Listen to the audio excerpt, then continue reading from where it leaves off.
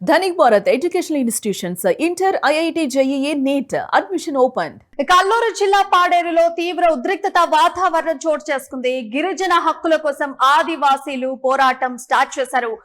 Bauxite mining కు వ్యతిరేకంగా ఆదివాసీ సంఘాలు ర్యాలీ చేశారు. ఐటీడీఏ కార్యాలయంలోకి చొచ్చుకెళ్లారు ఆదివాసీలు. అడ్డుకున్న పోలీసులతో ఆదివాసీలు వాగ్వాదానికి దిగారు. జీవో 3 అండ్ 1/70 యాక్ట్ అమలు ప్రకారంగా బాక్సైట్ తవ్వకాలను వ్యతిరేకంగా ఆందోళనలు చేశారు. ఆదివాసులంతా కూడా దాదాపుగా 11 మండలాల నుంచి కూడా భారీగా తరలి వచ్చి గిరిజనులు అక్కడ అడ్డుకునే ప్రయత్నం చేశారు. డైరెక్ట్ ఐటీడీఏ కార్యాలయంలోకి చొచ్చుకునే ప్రయత్నం చేశారు. 11 మండలాల ఆదివాసులందరూ కూడా ఒక్క చోట గుమిగూడి ఇక్కడ పాడేరులో ఒక్కసారిగా ఉద్రిక్తత వాతావరణం ఏర్పడింది. దీనికి సంబంధించినటువంటి విజువల్స్ ఒకసారి మనము యూట్యూబ్ స్క్రీన్ మీద చూద్దాం.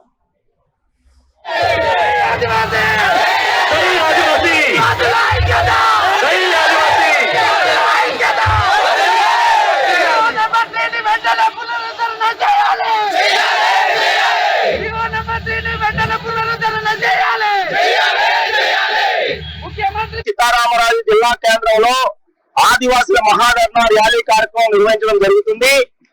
ఈ యొక్క ప్రధాన ఉద్దేశం ఆదివాసీ ప్రాంతంలో రాష్ట్ర ముఖ్యమంత్రి చంద్రబాబు నాయుడు గారు ఆదివాసులకు ఇచ్చిన హామీ 100% రిజర్వేషన్ అమలు చేస్తామని, జియో నెంబర్ 3కి బదులు ప్రత్యామ్నాయ జియో తీసుకొస్తామని చెప్పి ఇచ్చినటువంటి హామీ అమలు చేసి ఆదివాసీ ప్రాంతంలో ఉద్యోగ ఉపాధ్యాయ నియామక చట్టం చేయాలని చెప్పేసి ఈ మహా ర్యాలీ నిర్వహించడం జరుగుతుంది. అంతేకాకుండా ఆదివాసీ ప్రాంతంలో ఆదివాసులకి రక్షణ కవచంగా ఉన్న గుండెకాయలంటే 1/70 చట్టానికి రద్దు చేయాలని చెప్పేసి 1672 మంది సుప్రీంకోర్టులో పిటిషన్ దాఖలు చేశారు. దీనికి వ్యతిరేకంగా రాష్ట్ర ప్రభుత్వం ఆదివాసుల పక్షాన్ని నిలబడి ఖచ్చితంగా సుప్రీంకోర్టులో ఇంక్లూడ్ అవ్వాలని చెప్పేసి డిమాండ్ చేయడం జరుగుతుంది.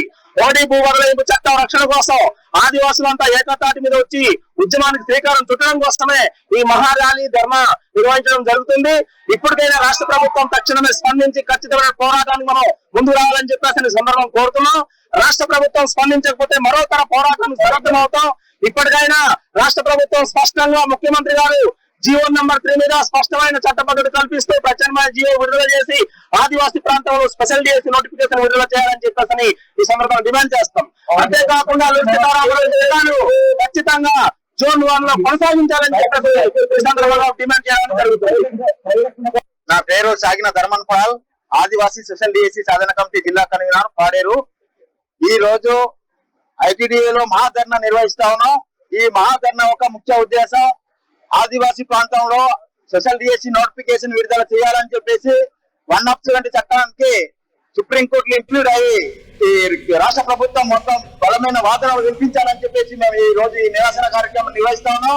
వీటికి సంబంధించి ప్రభుత్వం జోక్యం చేసుకుని వెంటనే ఆదివాసీ ప్రాంతాల్లో స్పెషల్ డిఎస్సీ నోటిఫికేషన్ విడుదల చేసి ఏదైతే 170 చట్టానికి నాన్ ట్రైబల్ సుప్రీంకోర్టులో బిల్ వేయడం జరిగిందో దానికి సంబంధించి కౌంటర్ గా పిటిషన్ వేసి రాష్ట్ర ప్రభుత్వం పిటిషన్ వేసి బలమైన వాదనలు వినిపించి మాకు కాపాడకపోతే 170 చట్టాన్ని కాపాడకపోతే భవిష్యత్తులో జరుగుతున్నటువంటి ఉద్యమం చాలా తీవ్రంగా చేస్తామని చెప్పేసి ప్రభుత్వానికి హెచ్చరిస్తా ఉన్నాం. రైట్. మొత్తానికైతే అల్లూరు జిల్లా పాడేరులో ఒక్కసారిగా ఉద్రిక్తత వాతావరణం ఏర్పడింది. గిరిజన హక్కుల కోసం ఆదివాసులంతా కూడా పోరాటం మొదలుపెట్టారు. ఈ అంశానికి సంబంధించినటువంటి పూర్తి డీటెయిల్స్ మా ప్రతినిధి కిరణ్ ఫోన్ ద్వారా తెలియజేస్తారు. అయితే రవి ఫోన్ ద్వారా తెలియజేస్తారు. అయితే రవి చెప్పండి, ఆ ఉద్రిక్తతకి గల కారణాలేంటి, ఆదివాసీలంతా కూడా డిమాండ్ చేసినటువంటి డిమాండ్స్ ఏంటి, పూర్తి డీటెయిల్స్ చెప్పండి రవి. ప్రియా, ఈ రోజు అల్లూరు సీతారామరాజు జిల్లాలో గిరిజనులు పెద్ద ఎత్తున నిరసన ర్యాలీ అనేది చేపట్టడం జరిగింది. వందలాది మంది గిరిజనులు రోడ్డుపైకి వచ్చి తమ హక్కుల సాధన కోసం మహా ర్యాలీగా ముందుకు సాగారు. కూటమి ప్రభుత్వం గిరిజనుల తాలూకా హక్కులను కాలరాస్తుందని, ఎన్నికల సమయంలో ఇచ్చిన హామీలను తొంగలో తొక్కి తమను అణచివేతకు గురి చేస్తుందని ఆవేదన వ్యక్తం చేస్తూ ఈ మహా ర్యాలీని చేపట్టడం జరిగింది. బాక్సైట్ మైనింగ్ కు వ్యతిరేకంగా ఆదివాసీ సంఘాలు ఈ ర్యాలీ చేపట్టాయి. ఐటీడీఏ కార్యాలయం వద్ద వాళ్ళు కూర్చొని భారీ స్థాయిలో ఆందోళన చేపట్టారు.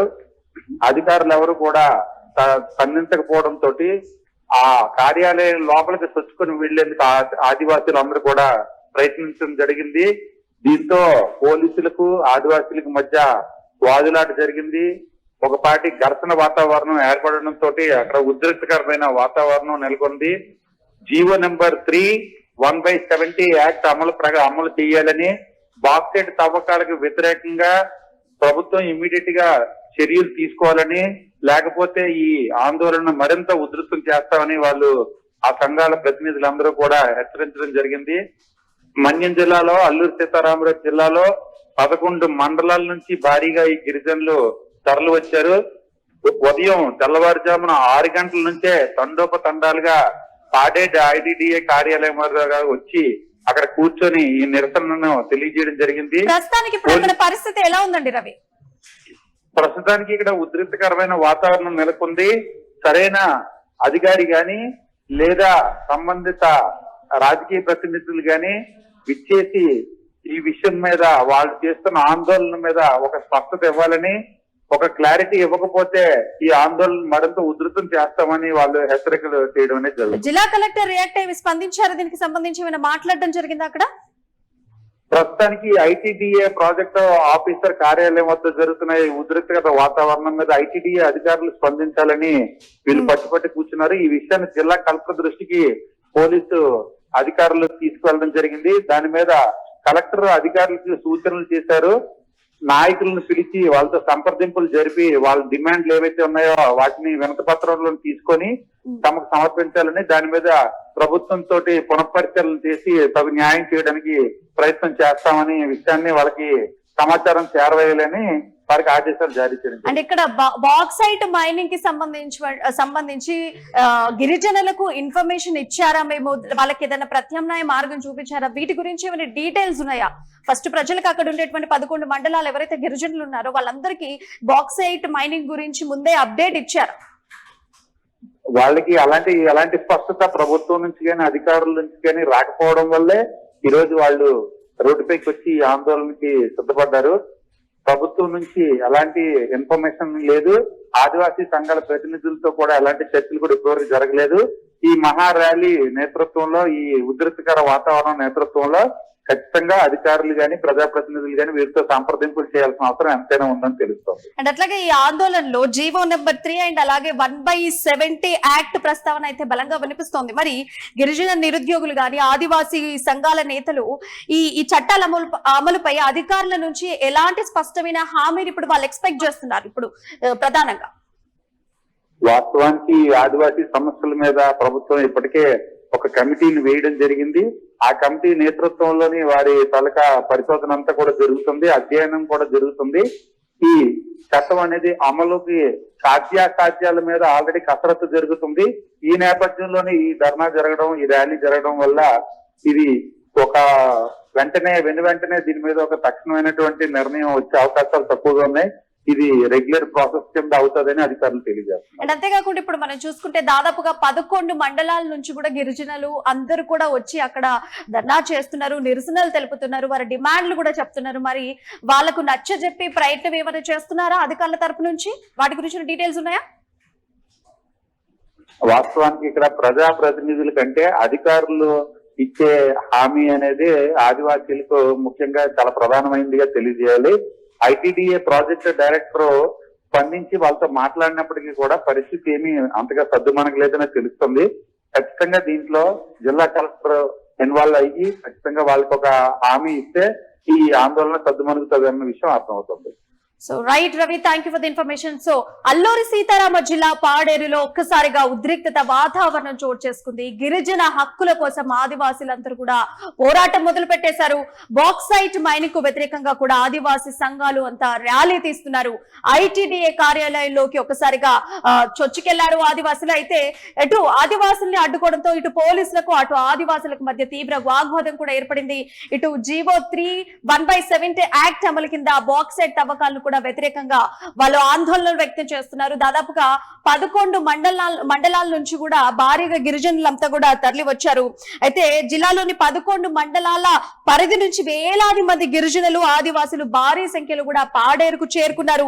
అండ్ అలాగే బాక్సైట్ మైనింగ్ అండ్ సర్వేలకు వ్యతిరేకంగా గిరిజన సంఘాల ఆధ్వర్యంలో పట్టణంలో భారీ ర్యాలీ కూడా వాళ్ళంతా కూడా నిర్వహించిన పరిస్థితి ఏర్పడింది.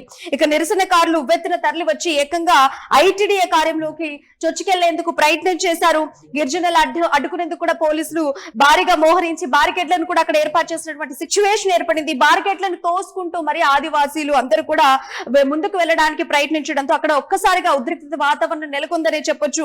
ఈ క్రమంలో ఇటు పోలీసులకు గిరిజనులకు కూడా మధ్య తీవ్ర వాగ్వాదం ఏర్పడింది. అయితే వాళ్ళ యొక్క డిమాండ్లు ఏంటి అంటే GO3 అండ్ అలాగే 1/70 చట్టం కింద గిరిజన ప్రాంతాల్లో గిరిజనులకే సర్వాధికారాలు కల్పించే 1/70 చట్టాన్ని, ఉద్యోగ నియామకాలకు సంబంధించినటువంటి GO నంబర్ 3 ను కూడా సంపూర్ణంగా అమలు చేయాలని చెప్పేసి వాళ్ళు ప్రధానంగా డిమాండ్ చేస్తున్నారు. అలాగే ఏజెన్సీ ప్రాంతాల్లో పర్యావరణాన్ని, గిరిజన సంస్కృతిని దెబ్బతీసేటువంటి ఎలాంటి బాక్సైట్ తవ్వకాలు గానీ సర్వేలు గానీ జరగడానికి వీల్లేదని చెప్పేసి ఆ నిరసనకారులంతా స్పష్టం చేస్తున్నటువంటి పరిస్థితి. అలాగే తమ గ్రామ సభల అనుమతి లేకుండా మైనింగ్ సంస్థలకు లీజులు ఇవ్వడానికి కూడా వాళ్ళు తీవ్రంగా తప్పుపడుతున్నారు. సో మొత్తానికి ఒక్కసారిగా పాడేరులో ఉద్రిక్తత వాతావరణం చోటు చేసుకుంది. వాళ్ళు డిమాండ్లకు మరి అధికారులు స్పందిస్తారా, వాళ్ళు నచ్చజెప్పే ప్రయత్నం చేస్తారా? ప్రస్తుతానికైతే 11 మండలాల గిరిజనులు, ఆదివాసులందరూ కూడా కదిలి రావడం, ర్యాలీ చేయడం, ఒకవేళ మాకు రెస్పాండ్ అవ్వకపోతే మట్టికి మేము ఇంకా కూడా ఉద్యమం ఉధృతం చేస్తామని చెప్పేసి ఆదివాసులందరూ కూడా చెప్పినటువంటి పరిస్థితి ఈ రోజు పాడేరులో ఏర్పడింది.